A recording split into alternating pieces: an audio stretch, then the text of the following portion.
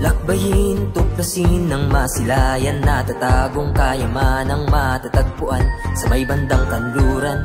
At dito'y hiwaga o islang pambihira, gandang agad na bibiyagin ka.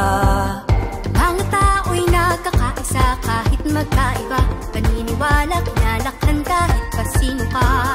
Makikitang pagkakaiba ay di mahalaga, nasa puso ang sining kultura, musika at laika. Bayan, siyang muling hangganan, hiwagay, ika ng Diyos na tunay.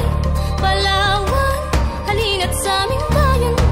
Palawan, Palawan, layong mo, tigil sa akong banwa. Amustara, sa isla ng Paragua, halina tuklasin, yamang dito makikita. Palawan, Palawan, taring tangay, libut ng tahatang banwa. Pagkun kita, tutudurog kultura, mumbang tanan, magparagat-bagat kita.